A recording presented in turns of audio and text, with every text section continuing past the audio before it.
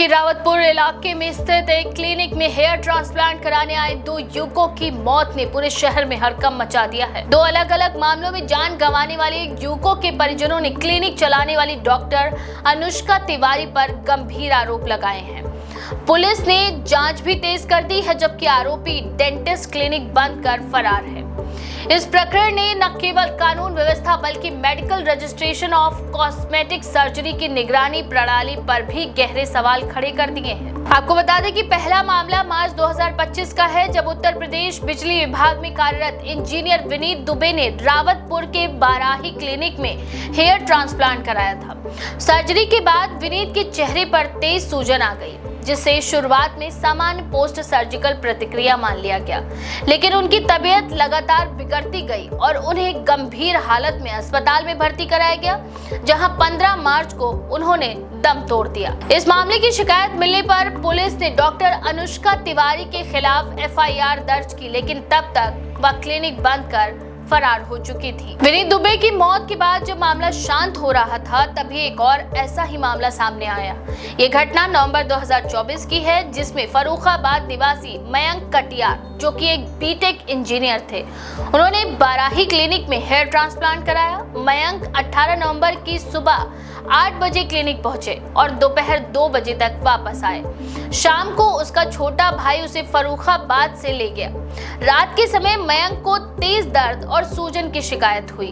परिजनों का कहना है कि उन्होंने बार बार डॉक्टर अनुष्का से संपर्क किया, जिन्होंने कभी पट्टी ढीली करने तो कभी इंजेक्शन लगवाने की सलाह दी, लेकिन कोई फायदा नहीं हुआ। रात भर में मयंक की हालत बिगड़ती रही और सुबह तक उनकी मौत हो गई। मयंक की मां प्रमोदिनी कटियार का आरोप है कि डॉक्टर ने वीडियो कॉल पर इलाज संबंधी निर्देश दिए थे, लेकिन मरीज की हालत को गंभीरता से नहीं लिया गया। मयंक के चेहरे पर सूजन इतनी ज्यादा थी कि उसकी आंखें बंद हो गई थी और होठ लटक गए थे। अब मृतक के परिजन कानपुर पहुंचे हैं और पुलिस को पूरी जानकारी देते हुए न्याय की मांग कर रहे हैं। उनके अनुसार उनके पास वीडियो कॉल बातचीत और उपचार के अन्य डिजिटल सबूत भी मौजूद है। इन दोनों मामलों में समानता है। हेयर ट्रांसप्लांट सर्जरी के तुरंत बाद सूजन और दर्द, डॉक्टर की गैर मौजूदगी और मृतकों की युवावस्था। पुलिस का कहना है कि डॉक्टर अनुष्का तिवारी और उनके पति सौरभ तिवारी दोनों ने BDS की पढ़ाई की है। डॉक्टर अनुष्का फरीदाबाद की यूनिवर्सिटी से BDS की पढ़ाई कर चुकी हैं, जबकि सौरभ ने कानपुर के एक प्राइवेट कॉलेज से ये डिग्री हासिल की थी।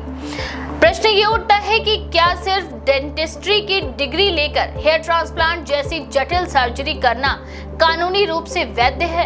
जानकारों के मुताबिक हेयर ट्रांसप्लांट एक सर्जिकल प्रक्रिया है, जिसमें एसेप्टिक कंडीशन और प्रशिक्षित प्लास्टिक सर्जन की भूमिका अहम होती है। इसे महज डेंटल बैकग्राउंड वाले चिकित्सकों द्वारा करना, बिना उपयुक्त सर्टिफिकेशन और इंफ्रास्ट्रक्चर के सीधे तौर पर मरीज की जान के साथ खिलवाड़ करना है। CMO डॉक्टर हरिदत्त नेमी ने बताया कि मार्च में विनीत दुबे की मौत के बाद पोस्टमार्टम कराया गया था, लेकिन कारण स्पष्ट न होने की वजह से विसरा जांच के लिए भेजा गया। रिपोर्ट का इंतजार है। जांच में यह भी सामने आया है कि डॉक्टर अनुष्का कम कीमतों पर हेयर ट्रांसप्लांट करने का दावा करती थी। ये सामान्यतः इस प्रक्रिया पर 1.5 से 2 लाख रुपए खर्च होता है, वहीं वह मात्र 50 से 80 हजार रुपए में ये सेवा देती थी। संभवतः सस्ते इलाज के लालच में कई युवा उनके पास पहुंचते थे। फिलहाल पुलिस अब दोनों मामलों की जोड़कर एक विस्तृत चार्जशीट तैयार करने की प्रक्रिया में है।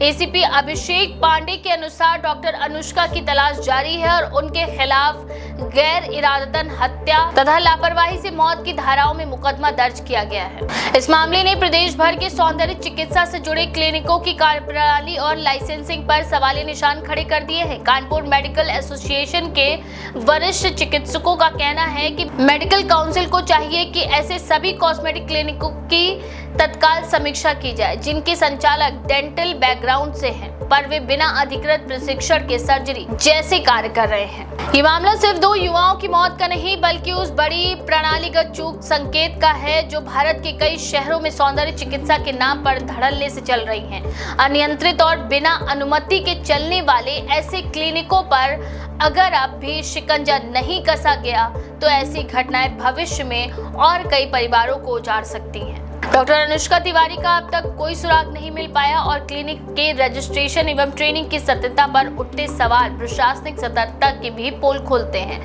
फर्रुखाबाद और कानपुर के 2 मातम में डूबे घरों की पीड़ा इस लापरवाही की कीमत बन गई है। जांच एजेंसियों और स्वास्थ्य विभाग के सामने ये एक अवसर भी है कि वे कॉस्मेटिक हेल्थ सेक्टर में मौजूद खतरनाक खामियों को दूर करें और स्पष्ट गाइडलाइंस बनाएं ताकि भविष्य में कोई और विनीत या मयंक इस तरह की मौत का शिकार ना हो।